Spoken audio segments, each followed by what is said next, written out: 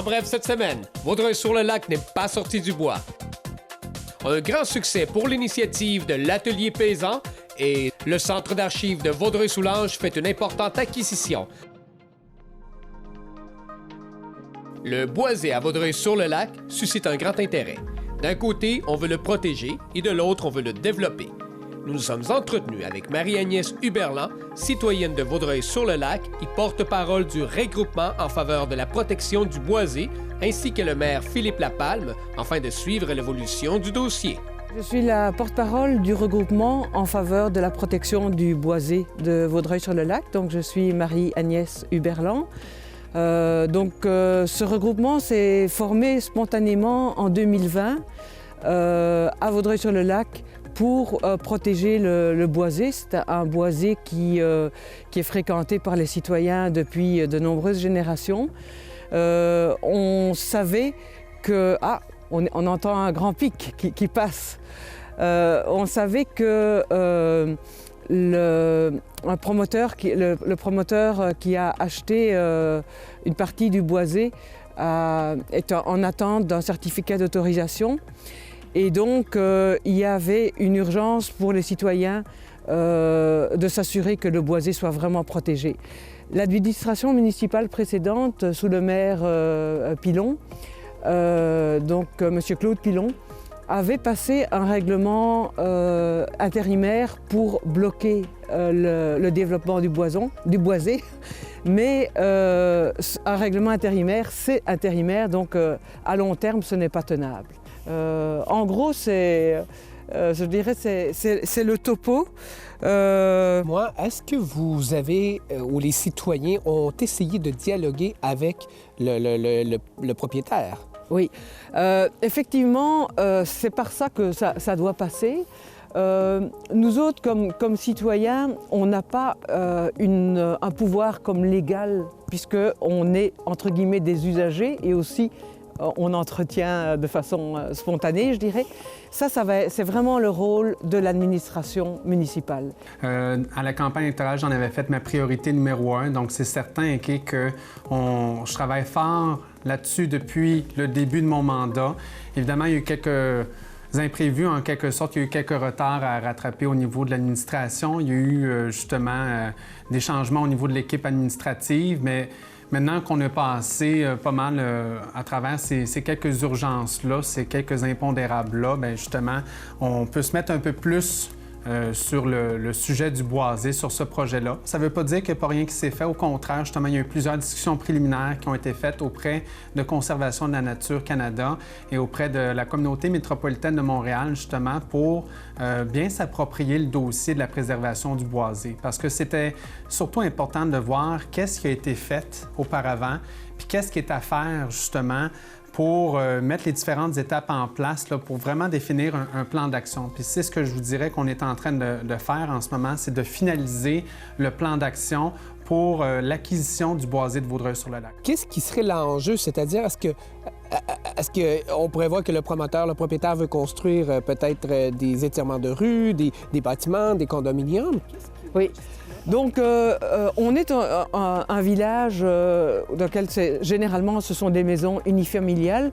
Je ne sais pas le détail de ce qu'il veut construire, mais ce que l'on sait, c'est que il y a la petite impasse de la rue Bessner qui débouche sur des arbrisseaux qui serait connectée avec l'autre bout de la rue Bessner qui entre dans le village, à l'autre bout du village, et ça amputerait une part considérable. En fait, il ne resterait quasiment rien de ce qui n'est pas la zone humide. Alors, il y a une quinzaine d'années, il y a une partie qui a été déjà amputée.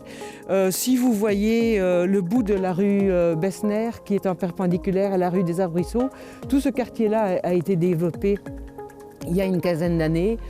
Et sur les 20 hectares qui restent, il y a environ 11 hectares qui sont menacés.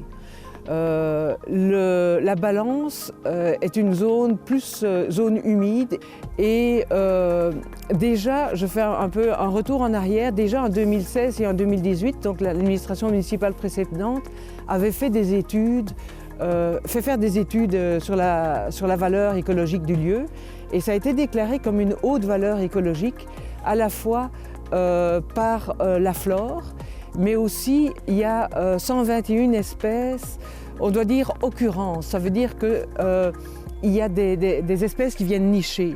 Et il a été vraiment documenté que la disparition des milieux fait que les animaux ne savent plus évidemment où aller. Imaginez tout ce boisé qui est coupé, où vont aller la chouette, les renards, le grand pic. Tous ces animaux vont perdre leur habitat et c'est une occasion unique d'agir localement. Et en même temps, oui, c'est pour Vaudreuil-sur-le-Lac, oui, on est une petite municipalité, mais c'est une valeur pour toute la région. Mais lorsque justement on sera rendu à prendre des décisions au conseil municipal vraiment sur la propriété, sur l'avenir du boisé, bien, lorsque ça va nécessiter qu'il y ait des coûts de la municipalité, autrement dit, débourser de la poche des contribuables, bien là, j'aimerais ça revenir une deuxième fois auprès de la population pour dire, écoutez, voici le montage financier. Nous, on vous propose, par exemple, d'acquérir le boisé, mais voici comment on propose d'y parvenir. Donc, par exemple, il y aurait telle subvention auquel on serait admissible, puis vous, admettons, les citoyens, ça serait tel montant qui vous serait taxé justement à travers votre compte de taxes sur plusieurs années. Puis là, admettons, on pourrait arriver avec différentes projections selon les différentes évaluations foncières. Ce qu'on peut estimer comme valeur actuelle, ce n'est rien par rapport à ce que ce boisé peut offrir pour la flore, la faune et les générations prochaines.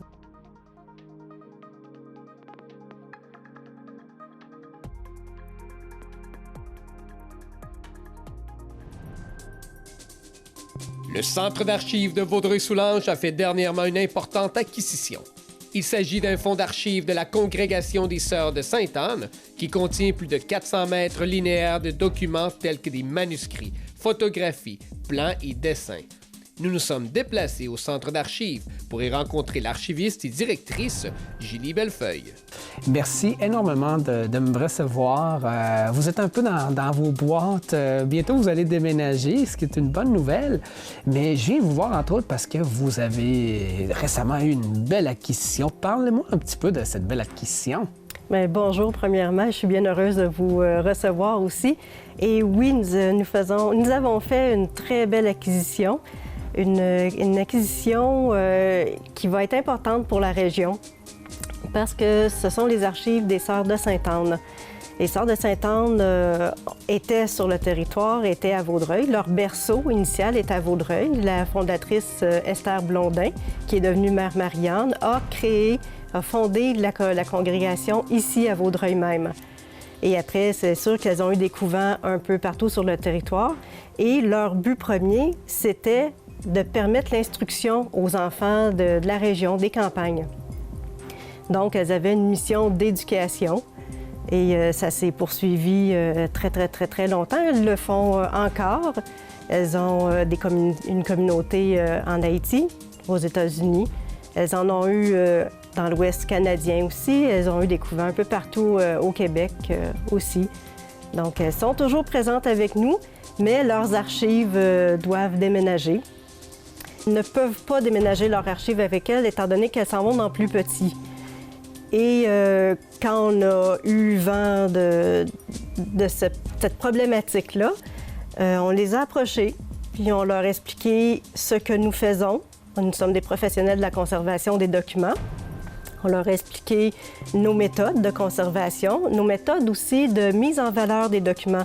Parce que c'est beau avoir des archives, mais si elles restent sur les étagères, ça ne donne rien.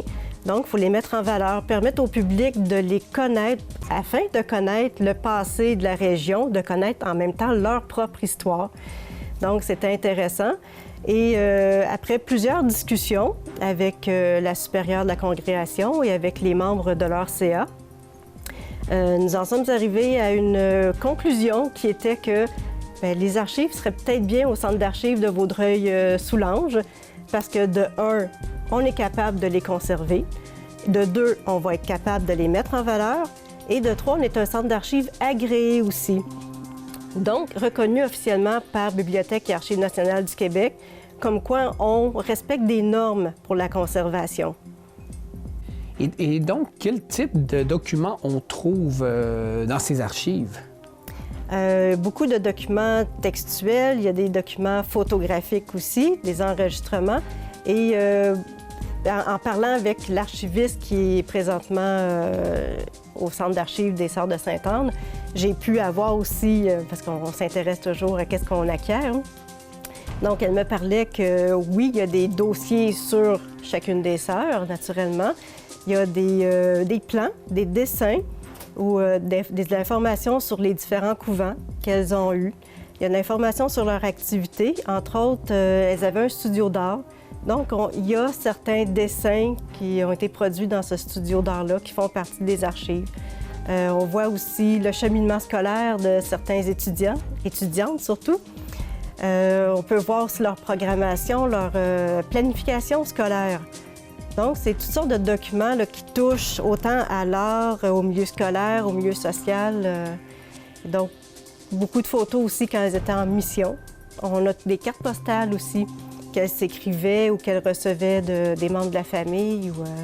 Et j'ai bien hâte de le parcourir, pas en entier parce que ça va prendre énormément de temps, parce que le fond est très volumineux. C'est pratiquement 400 mètres de longueur de documents. Si on les met bout à bout, c'est pratiquement 400 mètres.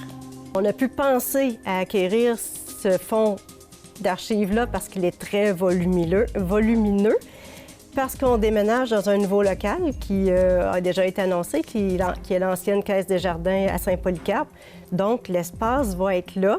On va avoir des salles dédiées exprès pour la conservation des archives. Et ce déménagement-là, cette relocalisation, il faut que je le mentionne, c'est grâce aux élus qui nous ont entendus à la direction de la MRC. Et tous ces gens-là réunis ont fait qu'on puisse avoir un nouveau local et qu'on déménage. Et grâce à ce déménagement-là, on va pouvoir accueillir les archives. L'Atelier paysan amorce avec force sa 3e saison d'activité et peut maintenant se réjouir de son nouveau statut d'organisme à but non lucratif. Cette nouvelle entreprise d'économie sociale est en nomination au concours Ose entreprendre. Nous nous sommes entretenus avec Catherine Delisle, membre fondatrice. L'Atelier paysan, ça a démarré avec le rêve de 2 individus. Un premier rêve qui était de démarrer quelque chose qui a pouvoir transmettre le savoir agricole d'une génération à l'autre. Puis, un autre rêve, c'était celui de partager une passion pour l'agriculture urbaine, transmettre des connaissances. Alors, quand la coïncidence de ces 2 rêves-là sont arrivés, puis avec la collaboration de plusieurs entreprises, de plusieurs organismes et bien sûr des bénévoles, ça a pris forme. Puis on est vraiment fiers de où on est aujourd'hui, mais on est vraiment très confiants de là où on ira. En plus d'apprendre tous les rudiments du volet maraîcher, les apprentis jardiniers qui viennent sur le site peuvent être sensibilisés à une saine alimentation, apprendre et avoir une meilleure autonomie alimentaire. Et aussi, on travaille aussi sur la littératie alimentaire, ce qui veut dire que oui, on sait faire pousser des trucs, mais est-ce qu'on sait quoi faire? Est-ce qu'on sait comment les consommer?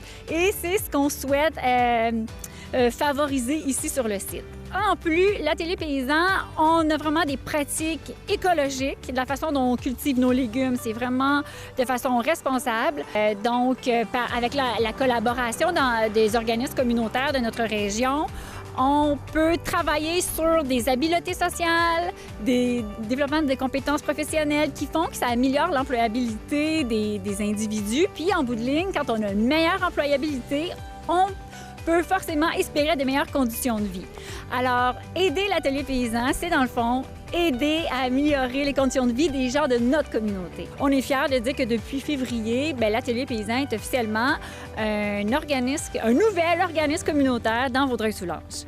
Alors, là, on connaissait le défi Ose entreprendre, qui, dans le fond, c'est une initiative à l'échelle du Québec qui permet, qui souhaite faire rayonner toutes les initiatives entrepreneuriales qui existent en province. Alors, on s'est dit, nous, pourquoi pas, comme on est nouvellement incorporé, on pourrait soumettre notre candidature dans le volet démarrage, entreprise en démarrage. Donc, on soumet notre candidature, puis c'est super, la réponse a été super. On a été lauréat dans la MRC de Vaudreuil-Soulanges. Donc, automatiquement, notre dossier est évalué à l'échelon régional, puis on s'est qualifié pour participer à l'évaluation du régional.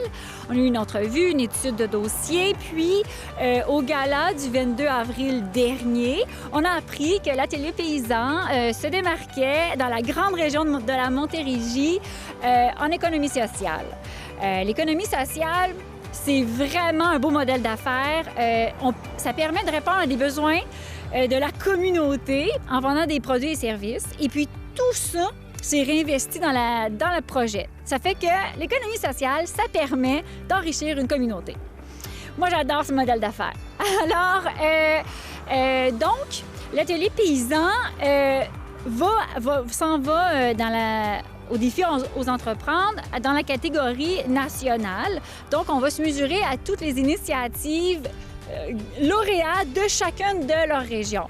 C'est vraiment stimulant, mais en même temps bien prenant parce que on souhaite faire rayonner toute la dynamisme de notre région, puis aussi remercier puis mettre en valeur tous les gens de cœur qui composent notre collectivité.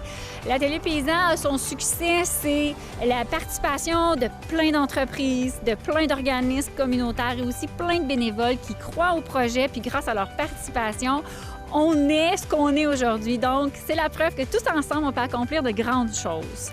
Alors, si les gens veulent consommer vos produits qui ont l'air en santé, voilà, comment ils peuvent faire? La population a 3 façons de faire l'achat des produits de l'Atelier paysan. Le premier, c'est de se présenter au kiosque dès le mois de juin. Restez à l'affût de nos réseaux sociaux. On va vous indiquer les dates où ça commence. Mais dès le mois de juin, on va avoir un kiosque maraîcher où vous pourrez venir nous rencontrer et rencontrer les jardiniers aussi. On va être situé devant le IGA Famille Vio à Vaudreuil-Dorion tous les samedis. Ensuite, ceux qui sont intéressés pourront faire partie de notre infolette. Ils seront informés à tous les mardis des produits disponibles, pourront ensuite se sélectionner un panier qui leur convient et le panier leur sera préparé et sera disponible au kiosque le samedi. Et la troisième façon, c'est bien sûr par l'entremise de notre partenaire instigateur, les produits de l'Atelier paysan se retrouvent au IGA Famille Vio à l'intérieur de l'épicerie. Du 1er au 30 mai, la population est invitée à découvrir 9 installations artistiques issues d'un jumelage entre artistes visuels de Vaudreuil-Dorion et des écrivains. Les œuvres ont été positionnées sur le territoire de façon à ce que le circuit de quelques 7 km soit facilement réalisable à vélo ou à pied, seul ou en famille. Oui, en fait, toute l'équipe, on s'est penché dès le début de l'année à essayer de voir un projet qu'on serait capable de faire, même si les mesures sanitaires seraient au maximum. Donc, pour célébrer le printemps, on a pensé à pouvoir mettre en place un circuit de 9 installations artistiques où est-ce qu'on a créé des jumelages entre des auteurs de la région et des artistes en art visuel de la ville de Vaudreuil-Dorion. Fait que le mandat, c'était bien précis, c'était que les auteurs devaient choisir soit un poème ou un texte et l'artiste devait mettre en forme, selon son interprétation à lui aussi de ce texte-là, en faisant une œuvre, une installation artistique. Puis c'est ce qu'on a le bonheur de voir aujourd'hui. Je voudrais dire merci à la Ville pour ces belles opportunités de création. Merci à l'artiste pour un texte aussi motivant et inspirant. Et merci à Jacques, mon mari aussi, pour m'avoir aidé à la réalisation.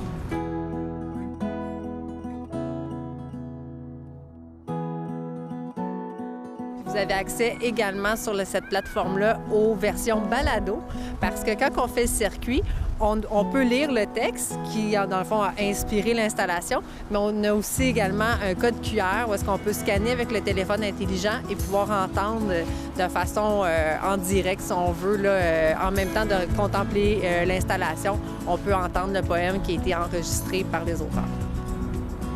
Mais c'est pas enregistré. Craque que la glace. OK. Ma botte défonce.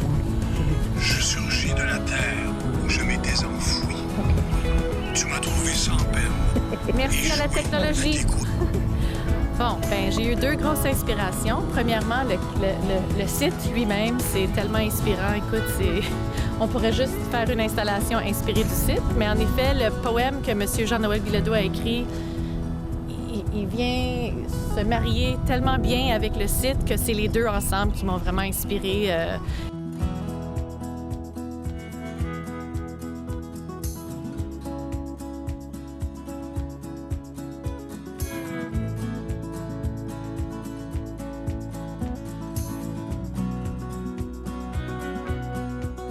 On invite les gens à sortir, à marcher, puis profiter justement là, de ces magnifiques œuvres.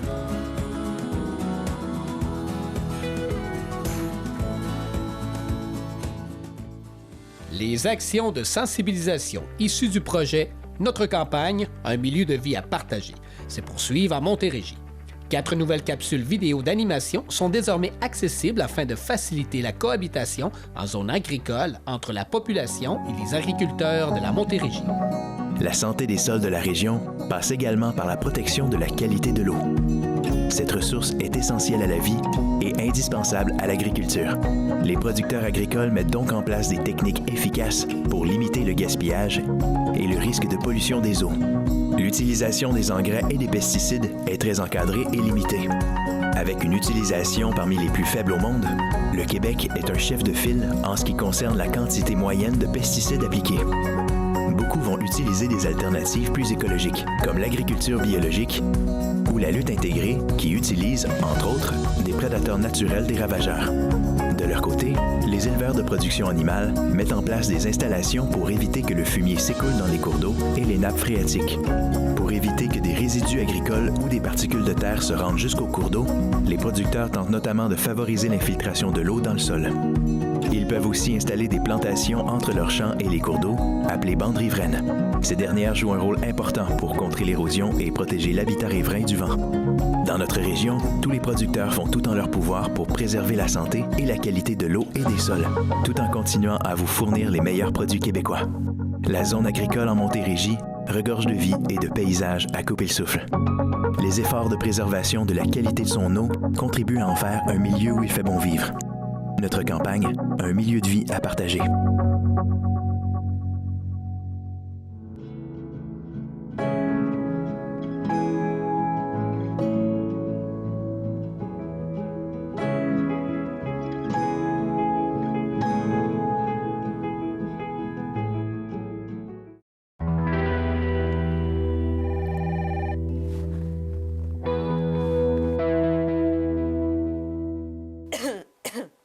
Hey, grand-papa? Grand-papa? Grand-papa? C'est Julie. Oui, grand-papa. C'est Julie. Ben voyons, je reconnais pas ta voix. Oui, oui, c'est moi. Je suis grippée et je suis en voyage. En voyage? Oui, je suis en voyage. Je suis en voyage, puis je me suis fait voler mes bagages et mon portefeuille. Je te raconte ça quand je reviens. Il y a une gentille dame qui m'a prêté son téléphone, là. Je peux pas te parler longtemps. Pourrais-tu me déposer rapidement 1000 $ par virement? OK, je vais aller te déposer ça. OK, grand-papa. Si tu me déposes ça dans la prochaine heure, ça serait parfait pour que je puisse dîner, puis je te redonne ça dès que je reviens. Prends-toi un crayon et un papier, je vais te donner un numéro de compte. 4, 8, 6, 3, 6, 7... Si vous recevez ce type d'appel, soyez suspicieux. Méfiez-vous des situations qui font part d'un état d'urgence, qui ne vous laissent pas réfléchir. Prenez le temps de poser des questions à votre interlocuteur. Ensuite, validez avec un membre de votre famille ou vos proches. Maintenant que vous êtes au courant de ce type de fraude, proposez aux voyageurs de votre famille de désigner une personne à contacter en cas d'urgence et bien sûr de l'aviser au préalable.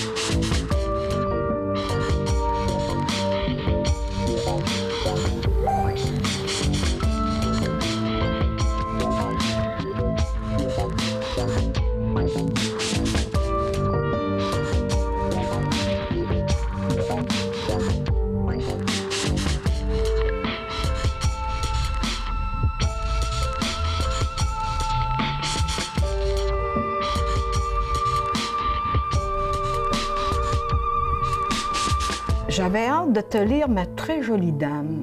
Tes messages me manquent tellement.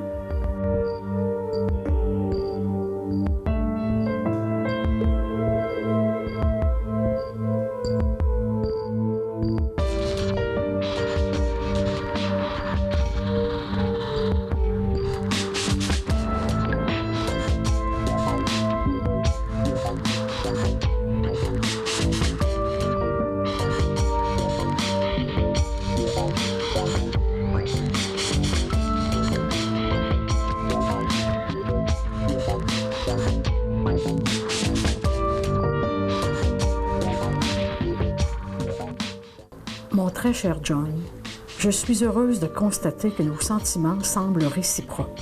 Je pourrais te faire un virement qui te permettrait de venir me visiter et d'enfin pouvoir se rencontrer. Donne-moi ton numéro de compte et je te ferai un virement. Ta Marie qui t'aime.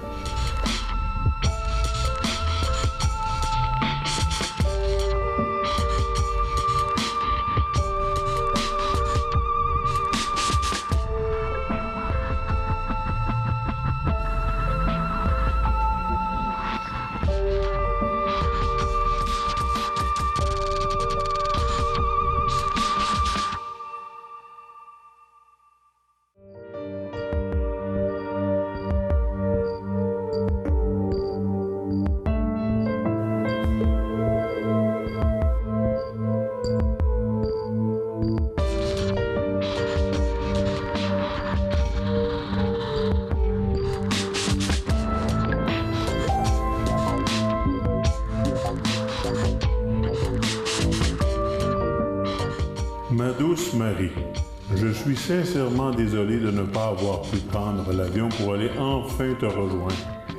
Mais ce n'est qu'une question de temps. J'ai dû utiliser les sous que tu m'as envoyés pour que ma mère puisse obtenir des soins de santé, puisqu'elle a été très malade au courant des derniers jours. Pourrais-tu me déposer des sous à nouveau enfin, que je puisse aller te voir et je te rembourserai la totalité de la somme quand nous nous verrons. Ton tendre amour, John.